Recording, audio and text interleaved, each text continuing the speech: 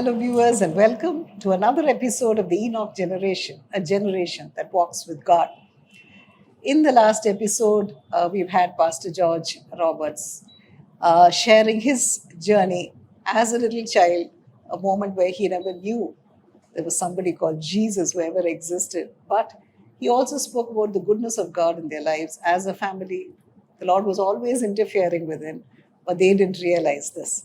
So from there, we would take off today and we would see how God led him and his family step by step to whom he is today.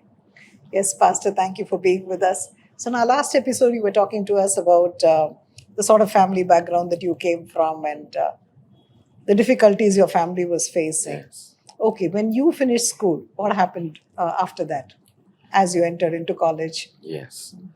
Thank you, sister. As I entered into the college, you remember last time when I said that problems mounted even at a very early age. Yes. My father used to say like this I remember my mother saying to me, once we were as a family traveling from Andhra to southern part, there is a canal called Krishna Canal. Okay. Krishna barrage used to go from Vijayawada to Chennai if you come, even Yeah. till date it is. So my father, it seemed, told my mother, why not you just put the baby into the water through train when we were traveling through. That was you? That was me. And even when my mother was carrying me, at that time, ripened stage, my father just poured hot tea on her stomach. Oh my God. You can now understand, when this family knew nothing about Christ, how the enemy wanted to finish me off. And because he knew the destiny that you had in your life. Yes. This guy is going to serve the Lord, God of heavens. While we didn't know anything about it, but the enemy knew. That we didn't know. And when I was about probably 9 months or 10 months old, I had a baby brother. Okay. Baby brother. And that guy, when he was just 1 month old, he was attacked by diarrhea and kinds of troubles. And then that fellow passed away. Oh, so you would have been 3 brothers otherwise. Yes, by now. So I lost my younger brother. And my grandpa, grandma, they were all not well off. Okay. He was at that time a lawyer, and not much of money too. So my grandmother called a rickshaw puller, and gave the baby, dead body of the brother. I said, bury somewhere. This was our situation at that time. He gave little annas, annas those days. There's some 1 anna something he gave.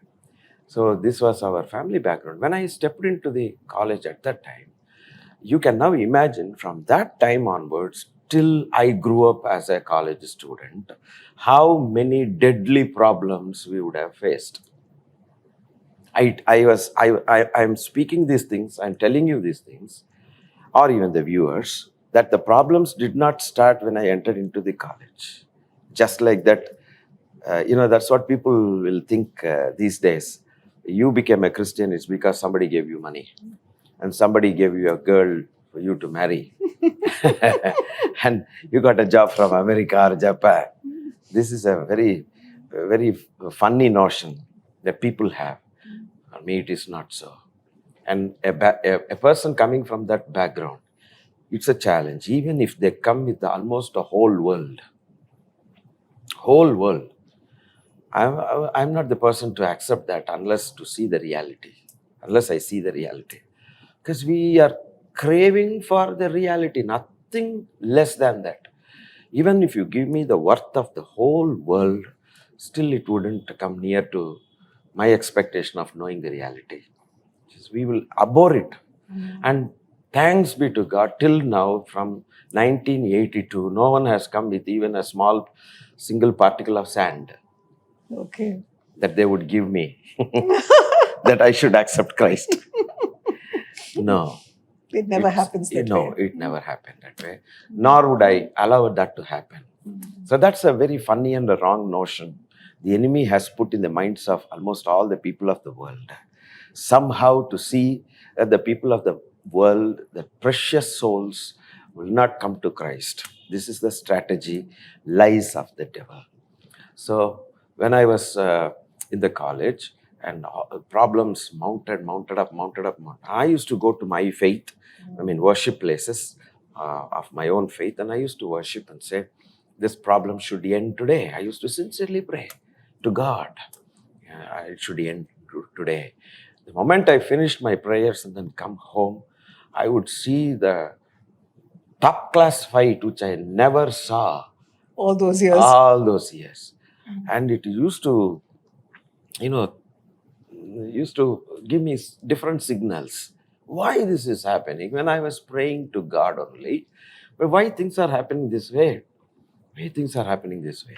And I never used to get answer because my father, even though he was a scientist by, knowledgeable man, that is his background, but still is a nice person, but angry person. Okay.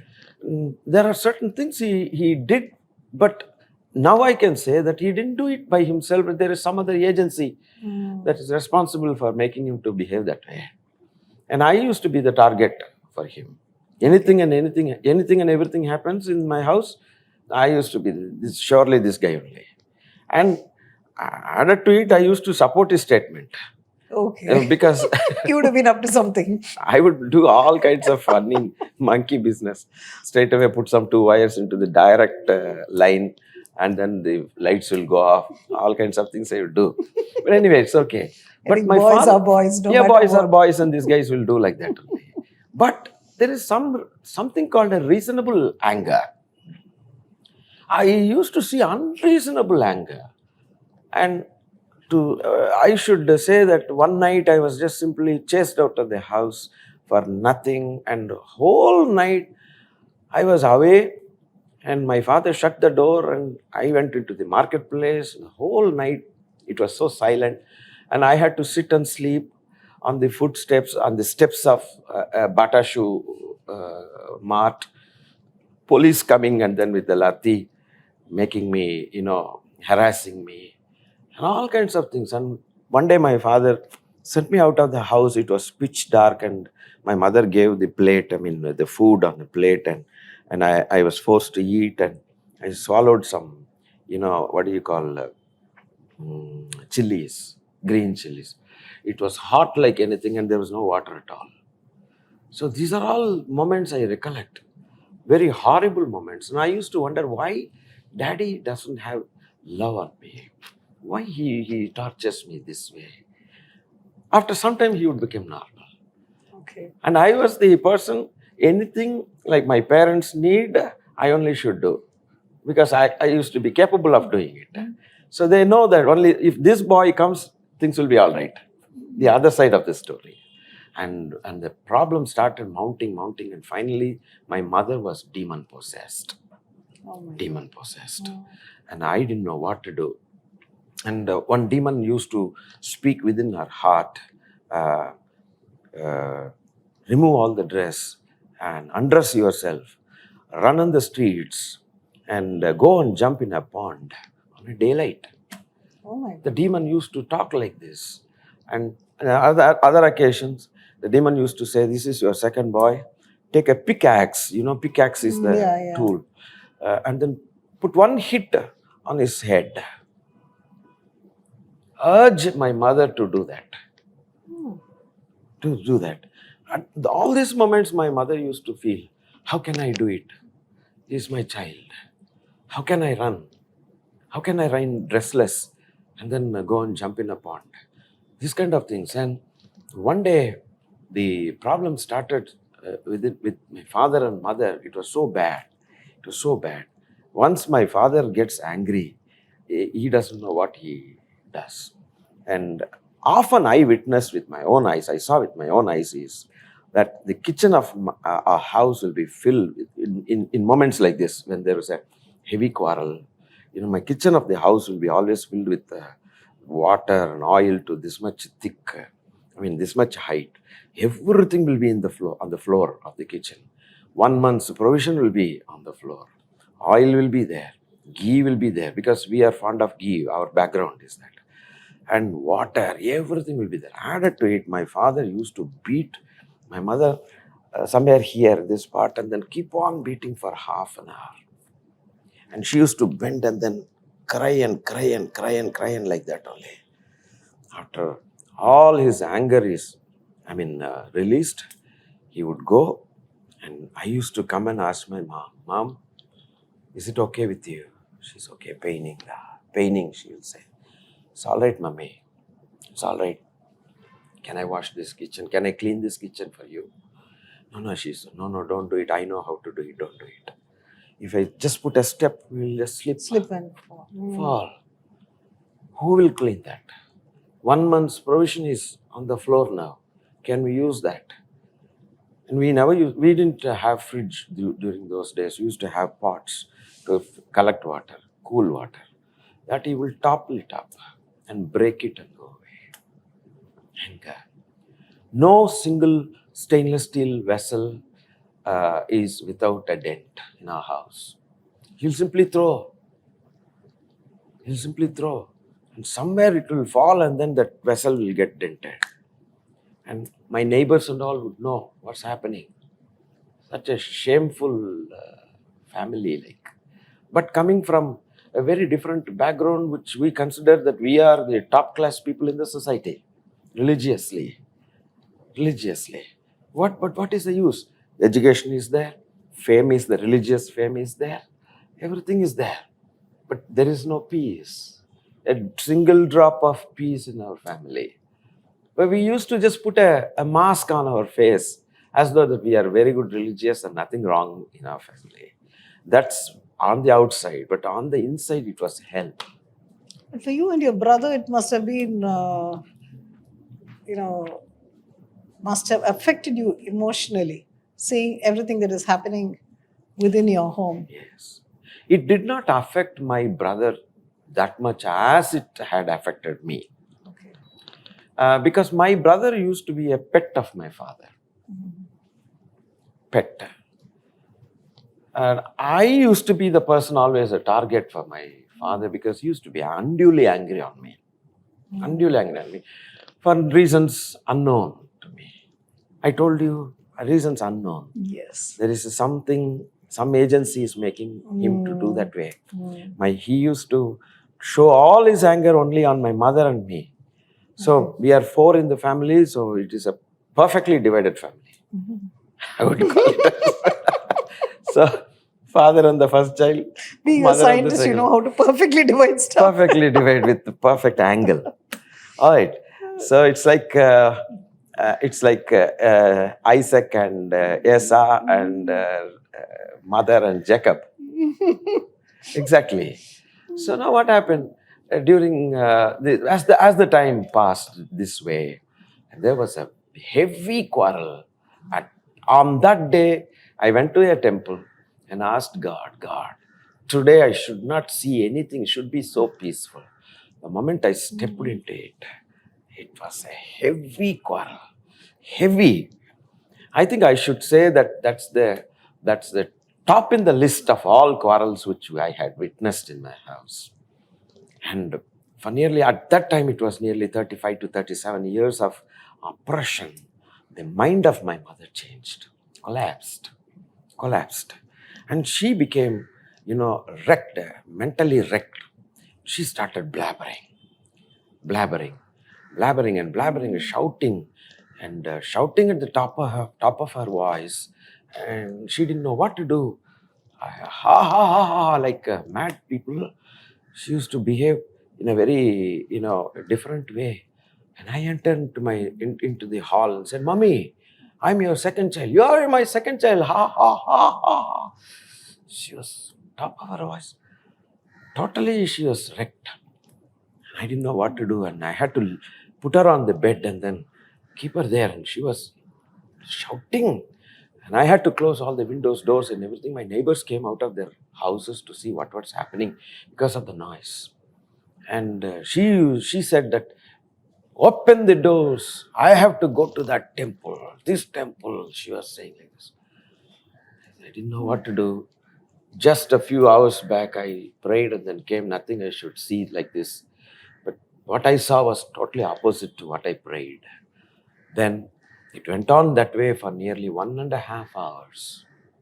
And my brother was in Banaras, Varanasi at that time, and pursuing his studies. Then I called my father. My father was in the next room and said, Daddy, please do something. Do something. You know what the reply my daddy gave? Let her die. Oh my God. I said, there is no use of talking to this gentleman. Come on. Then I went to my mother and said, Mummy, Mummy, Mummy. She never recognized me. She had gone beyond that point of recognition. She's totally out and blabbering. And I used to see all the veins coming out and in a very, very dangerous situation. And I was calling all my faith and God, God, where are you? Where are you? Where are you? Where are you? Where are you? Where are you? Where are you? Where are you? I cannot handle it. I only know the situation. Nobody knows. The pain. Pain. And if somebody at this point of time comes and says, I'll give you 1 lakh rupee or 10 lakh rupee and embrace Christianity, would I? Definitely not. Would I? In which way this money will help me? And when my mother was in that condition, then I used to go, I went to my mother and sat there and said, used to tell lies, somehow to bring her back into the senses.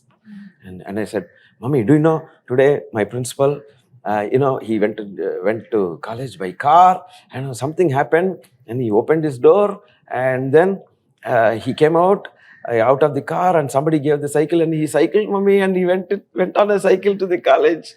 All lies. You were trying to entertain her. Somehow to bring her back into. Okay, wanted to distract her from that. No, it didn't help me. It didn't help me. I didn't know what to do. Nobody knew. And somehow, slowly, she came back to her senses and looked at me. Are you? You are? Mommy, I am.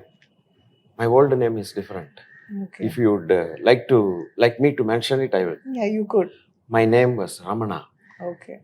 So I said, Ramana, palpitating. Ramana. Yes, Mommy, I am Ramana only. Do you know I am your second son? Yes. Where are we? Where are we? Mommy, we are in our house. Cool. No worry, nothing has happened. And she said, where is Dad? Dad is sleeping there in that other room. Don't worry. All right. Now, what is happening? He said, nothing has happened. Come on, let's just cook some meal. Come on. And okay, I'll do it. But I feel that I should take bath and come. Mommy, okay, go take bath. But this time, do one thing. Don't shut the door. Don't lock the door from inside. Just shut it, that's all. And I allowed her to go inside to take bath, but while at the same time I was outside monitoring, watching her moments. Because if in that bathroom, if in that place, if something that had happened just a few minutes ago, if that recur, what would happen? So being a young boy, you had so much of pressure on you. I had such a and pressure. So much of pain. So I used to tell to my mummy, I'm just switching on the gas. We never used to have gas, only kerosene only. Switch on the stove, Mummy. She used to say, no, don't do it. I will come out and do it. Oh, then I would understand. All right. Okay. She's okay. She's okay. She's okay. This was the drama that I had. And after that, Christ came into my room, which I will tell it elaborately. So viewers, you've been listening to all that Pastor has been going through, even in his childhood. The witchcraft that was done against his family and all the troubles that surmount, it was literally mounting up each day, I should say. But Jesus is more than faithful.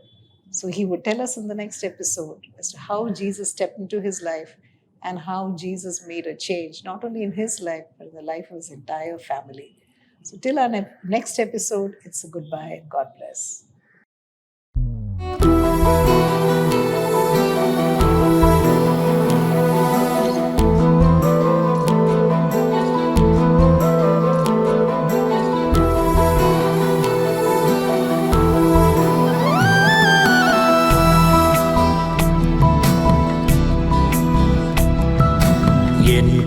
கோட்டையும் அரணும் நீரே, தஞ்சமுமே அடைக்கலமே, கேடகமும் பாதுகாப்புமே, கண்மலையின் பிளவும் நீரே, வெயிலுக்கு தான் நிழலா நீரே, மழைதனிலே மறைவீடமே, என் பாதுகாப்பும் நீரே.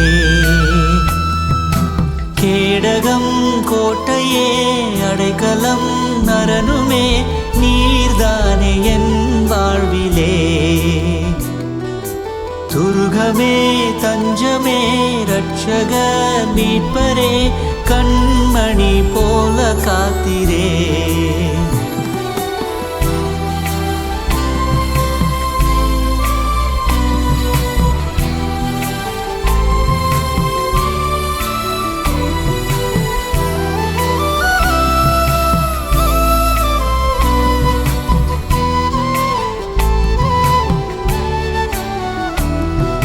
சத்ருகளின் வல்லடிக்கும் விலக்கிய என்னையும் காத்தீர், மரணத்தின் கண்ணீகளும் தெரிக்காமல் என்னையும் காத்தீர்.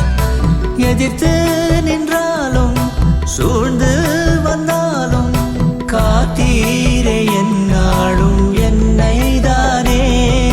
சீற்றமும் கொண்டாலும் சீரியே பாய்ந்தாலும் மூடி மறைத்தீரே என்னை தானே. ஜெயிப்பேனே என்றும் உம்முடனே.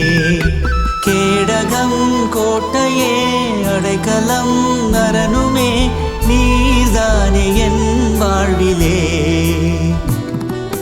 துருகமே தஞ்சமே ரட்சகர் மீட்பரே, கண்மணி போல காத்திரே.